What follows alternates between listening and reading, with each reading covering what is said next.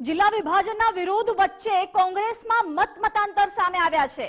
વિરોધ વચ્ચે કોંગ્રેસનું વાવ થરાદ જિલ્લાની રચનાને સમર્થન આપવામાં આવ્યું। દિયોદર ધાનેરામાં જિલ્લા વિભાજનનો વિવાદ અંગત હોવાનું કોંગ્રેસે જણાવ્યું। રાજકીય નેતાઓનો અંગત સ્વાર્થ ગેરમાર્ગે દોરતું હોવાનું નિવેદન કોંગ્રેસ દ્વારા આપવામાં આવ્યું। કહ્યું કે ધાનેરાના એમએલએ માવજી દેસાઈ અને દિયોદરના એમએલએ કેશાજી ચૌહાણ પર પણ તેમણે આરોપ લગાવ્યો। કહ્યું કે શંકર ચૌધરી સાથે બંને નેતાની રાજકીય ખટપટ ચાલી રહી હોવાનો પણ દાવો કર્યો છે।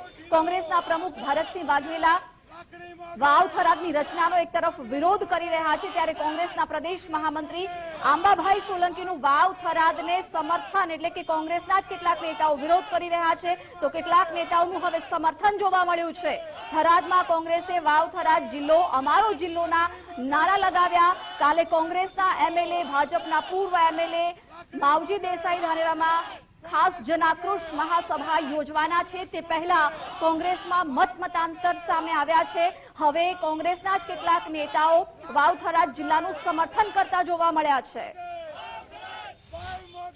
થરાદ બહુ જબરજસ્ત ડેવલપિંગની દોડમાં ચાલી રહ્યું છે। અત્યારે જિલ્લામાં એક બીજા નંબરનું મથક કહેવાય, પણ હવે મને એવું લાગે છે કે પાલનપુર કરતાં પણ વધારે વિકાસ થશે અને અહીંના લોકો બહુ જાગૃત અને અમારે ત્યાંથી મોટા મોટા ઉદ્યોગપતિઓ છે એ બધા થરાદના છે। અદાણી હોય કે વગેરે વગેરે ઘણા બધા ઉદ્યોગપતિઓ અહીં રોકાણ કરશે અને થરાદનો જબરદસ્ત વિકાસ થશે। લોકશાહી આવ્યા પછી થરાદ પ્રાંત હતી અને દિયોદર અને પાપરના લોકોનો સમાવેશ પણ થરાદ પ્રાંતમાં થતો હતો। હવે થરાદ એક જિલ્લો બન્યો છે, એટલે દિયોદરના લોકોને હરગીજ પણ થરાદનો વિરોધ ન કરવો જોઈએ, એમને સ્વીકારી લેવું જોઈએ। વાત કરી ધાનેરાની, તો ધાનેરાથી પાલનપુર એ 80 કિલોમીટર થાય છે, ત્યારે ધાનેરાથી એ થરાદ 40 કિલોમીટર છે અને ધાનેરાથી થરાદ હાઈવે રોડ છે।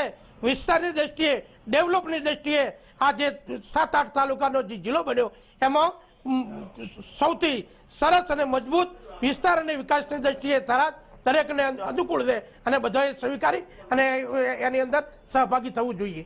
અને આજ અંગે વિગતો સાથે ન્યૂઝરૂમથી મારા સહયોગી ઉમંગ રાવલ જોડાઈ ગયા છે। ઉમંગ, અત્યારે વાવ થરાદ જિલ્લાને લઈને અત્યાર સુધી કોંગ્રેસ વિરોધ નોંધાવતું હતું, પરંતુ હવે થરાદમાં જ કોંગ્રેસના નેતાઓ વાવ થરાદ જિલ્લો અમારો જિલ્લોનો નારા સાથે સમર્થન બતાવી રહ્યા છે। ચોક્કસથી જ્યારથી પણ જિલ્લાનું વિભાજન આમ તો બંને પક્ષો થકી વિરોધ કરવામાં આવ્યો હતો, કારણ કે ભાજપના પણ કેટલાક નેતાઓ છે ખુલ્લીને સામે આવ્યા હતા, જેમાં કોંગ્રેસ થકી જે બે ધારાસભ્યોના નામ આપવામાં આવે છે કે તો માવજીભાઈ ને બીજા કેસાજી ફરીથી હું કહું છું કે એ વખતે બોલ્યા હતા કે લોકોએ અમને ચૂંટીને મોકલ્યા છે, લોકોના કામ કરવા અમારું કામ છે, લોકોને જે પણ મુશ્કેલીઓ પડતી હોય તે સરકાર સુધી પહોંચાડવું અમારું કામ છે। અને એ સભાની અંદર જે કેસાજી છે એવું બોલ્યા હતા કે જો હવે હું પાછો પડું તો જનનારીનું ધાવણ લાજે। એટલે આ જે શબ્દો છે ભાજપના ધારાસભ્યોના હતા। હવે આ જ શબ્દોને લઈને કોંગ્રેસ છે એ અત્યારે વિરોધ એટલા માટે કરી રહ્યું છે કે એક તો કેસાજી છે, માવજીભાઈ છે અને સાથે જ શંકર ચૌધરીનું નામ પણ સામે આવ્યું છે કે આ ત્રણેય નેતાઓ પોતપોતાના સ્વાર્થ સાધવા માટે છે આ જે વિભાજન થઈ રહ્યું છે એમાં ક્યાંક ને ક્યાંક પોતાનો સ્વાર્થ, ભલે થરાદ વાવ જિલ્લો અલગ કરવામાં પડતું માવજીભાઈ અલગ કહી રહ્યા છે, કેસાજી અલગ કહી રહ્યા છે અને તેને લઈને કોંગ્રેસ છે હવે ભાજપ સામે પડ્યું છે અને એટલા માટે જ વાવ થરાદ જિલ્લો અમારો જિલ્લોની વાત કરી રહ્યા છે। પણ આ જ કોંગ્રેસના કેટલાક નેતાઓ છે એમણે વિરોધ પહેલા કરી ચૂક્યા છે, જેમાં કાંકરેજ છે